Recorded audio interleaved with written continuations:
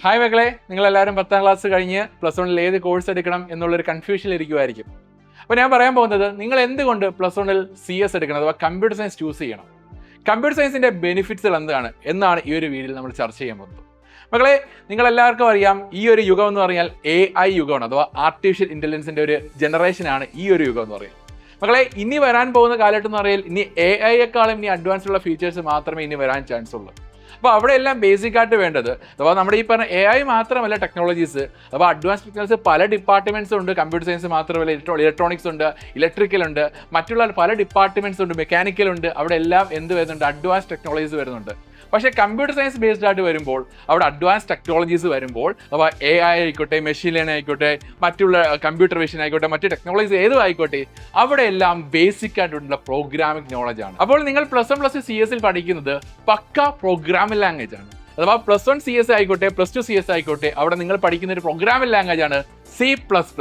C++ പഠിച്ചുകൊണ്ടുള്ള ബെനിഫിറ്റുകൾ എന്താണ്? C++ പഠിച്ചുകൊണ്ട് പല സോഫ്റ്റ്വെയർ ഡെവലപ്മെന്റ് ആയിക്കോട്ടെ, പല ആപ്പ് ഡെവലപ്മെന്റും ആണെങ്കിൽ നമുക്ക് സഹായകരമായിട്ടുള്ളൊരു ഫീച്ചർ ആയിട്ടുള്ളൊരു ലാംഗ്വേജ് ആണ് ഈ പറഞ്ഞ C++ എന്ന് പറഞ്ഞാൽ. അപ്പോൾ C++ പഠിച്ചു കഴിഞ്ഞാൽ നിങ്ങൾ അഡ്വാൻസ്ഡ് ആയിട്ട് ഇനി പൈത്തൺ പഠിക്കാൻ പറ്റുമോ, ജാവ പഠിക്കാൻ പറ്റുമോ, മറ്റുള്ള പ്രോഗ്രാമിംഗ് ലാംഗ്വേജസ് ഒക്കെ ഇതുകൊണ്ട് പഠിക്കാൻ സാധിക്കുമോ എന്നാണ് നിങ്ങളുടെ കൺഫ്യൂഷൻ വരുന്നത് അല്ലേ? അപ്പോൾ മറ്റുള്ള പ്രോഗ്രാമിംഗ് ലാംഗ്വേജിനെ കമ്പയർ ചെയ്യുമ്പോൾ ഏറ്റവും ടഫസ്റ്റ് ആയിട്ടുള്ള ഒരു പ്രോഗ്രാമിംഗ് ലാംഗ്വേജ് ആണ് ഈ പറഞ്ഞിട്ടുള്ള നമ്മുടെ C++ എന്ന് പറഞ്ഞാൽ. അപ്പോൾ ഈ C++ നിങ്ങൾ +1 CS പഠിക്കുകയാണെങ്കിൽ ബെറ്റർലി എന്താണ്, നിങ്ങൾക്ക് മറ്റുള്ള പൈത്തണും ജാവയൊക്കെ പെട്ടെന്ന് പഠിച്ചെടുക്കാൻ സാധിക്കും. അപ്പോൾ നിങ്ങൾ +1 ആണെങ്കിൽ ബേസിക് ആയിട്ടുള്ള കമ്പ്യൂട്ടർ നോളജ് പഠിക്കുന്നുണ്ട്, പ്രോഗ്രാമിംഗ് ലാംഗ്വേജ് C++ന്റെ ബേസിക് കാര്യങ്ങൾ പഠിക്കുന്നുണ്ട്.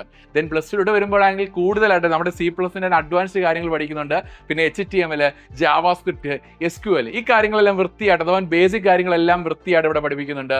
+1 CS പഠിപ്പിക്കുന്നുണ്ട്. അപ്പോൾ ഇതുകൊണ്ടുള്ള ബെനിഫിറ്റ്സുകൾ എന്താ മക്കളെ? നമുക്കാണെങ്കിൽ നാളെ എല്ലാം നമ്മൾ BTech-നായിക്കോട്ടെ, BCA ആയിക്കോട്ടെ, BSc CS ആയിക്കോട്ടെ, ഏത് കോഴ്സ് എടുത്താലും അതിൻ്റെ ബേസിക് നോളജ് എന്ത് വേണം? നമുക്ക് ഈ പറഞ്ഞ ഈ പ്രോഗ്രാമിംഗ് ലാംഗ്വേജ് വേണം. അപ്പോൾ അതിന് ബേസിക് പ്രോഗ്രാമിംഗ് നോളജിൻ്റെ ഐഡിയാസ് തരുന്ന ഒരു സെക്ഷൻ കൂടിയാണ് +1 CS എന്ന് പറഞ്ഞാൽ. അപ്പോൾ എല്ലാവരും എന്ത് ചെയ്യുക മക്കളെ? +1 CS എടുക്കുന്നവർ എന്ത് ചെയ്യുക? മാക്സിമം എന്ത് ചെയ്യുക? ഈ പറഞ്ഞ CS ഫീൽഡിൽ ഇൻട്രസ്റ്റ് ഉള്ളവർ മാത്രം എടുക്കുക. മറ്റുള്ളവർ എന്തിനാ ബയോസയൻസോ മറ്റുള്ള കൊമേഴ്സോ മറ്റുള്ള കാര്യങ്ങൾ ചൂസ് ചെയ്യാൻ മാക്സിമം ശ്രദ്ധിക്കുക. അപ്പം +1 CS ആണെങ്കിൽ പ്രോഗ്രാം ഓറിയന്റഡ് ആയിട്ടുള്ള നമ്മുടെ ക്ലാസ്സിന് വേണ്ടി നിങ്ങൾ എന്ത് ചെയ്യുക? വേഗം തന്നെ എന്ത് ചെയ്യുക? അഗ്നി ബാച്ചിൽ ജോയിൻ ചെയ്യുക. അപ്പം see you soon.